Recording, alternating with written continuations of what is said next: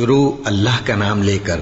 جو بڑا مہربان نہایت رحم والا ہے۔ جو اللہ اور روز قیامت پر ایمان لائے گا اور عمل نیک کرے گا تو ایسے لوگوں کو ان کے اعمال کا صلہ اللہ کے ہاں ملے گا، اور قیامت کے دن ان کو نہ کسی طرح کا خوف ہوگا اور نہ وہ غمناک ہوں گے۔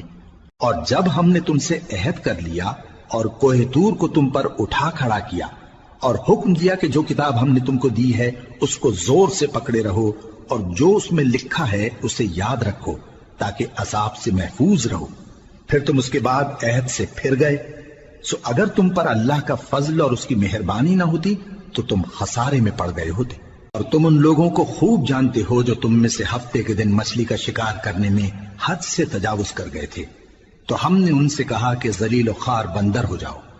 اور اس قصے کو اس وقت کے لوگوں کے لیے اور جو ان کے بعد آنے والے تھے عبرت اور پرہیزگاروں کے لیے نصیحت بنا دیا۔ اور جب موسیٰ نے اپنی قوم کے لوگوں سے کہا کہ اللہ تم کو حکم دیتا ہے کہ ایک بیل ذبح کرو، وہ بولے کیا تم ہم سے ہنسی کرتے ہو؟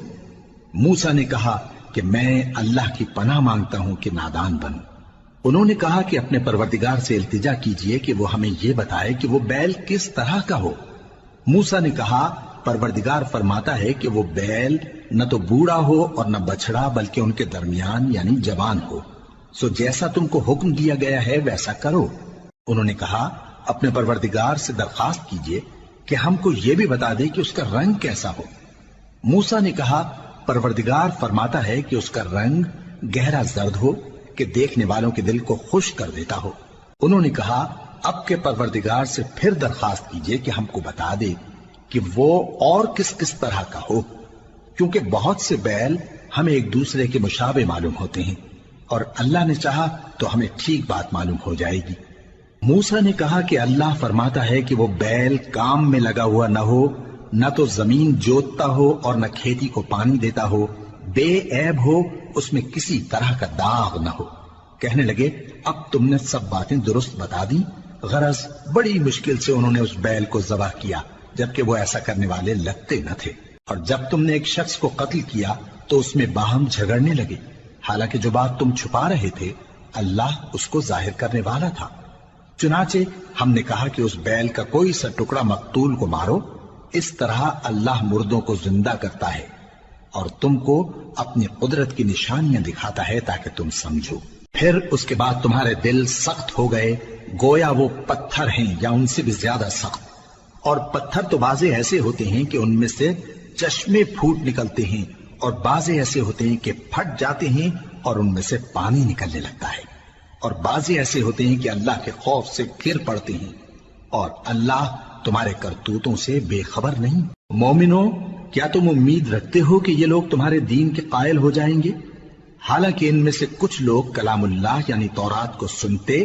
پھر اس کے سمجھ لینے کے بعد اس کو جان بوجھ کر بدل دیتے رہے ہیں، اور یہ لوگ جب مومنوں سے ملتے ہیں تو کہتے ہیں ہم ایمان لے آئے ہیں، اور جس وقت تنہائی میں ایک دوسرے سے ملتے ہیں تو کہتے ہیں جو بات اللہ نے تم پر ظاہر فرمائی ہے وہ تم ان کو اس لیے بتائے دیتے ہو کہ قیامت کے دن اسی کے حوالے سے تمہارے پروردگار کے سامنے تم کو الزام دیں۔ کیا تم سمجھتے نہیں؟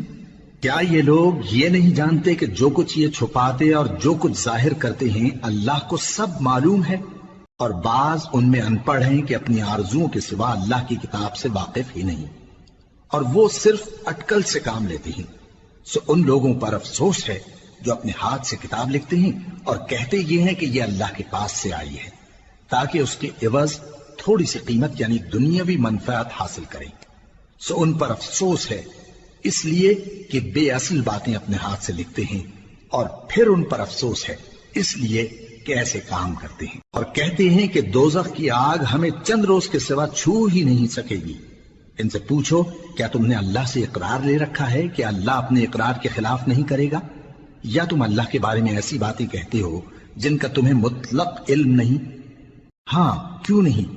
جو برے کام کرے اور اس کے گناہ ہر طرف سے اس کو گھیر لیں تو ایسے لوگ دوزخ میں جانے والے ہیں، اور وہ ہمیشہ اس میں جلتے رہیں گے، اور جو ایمان لائیں اور نیک کام کریں وہ جنت کے مالک ہوں گے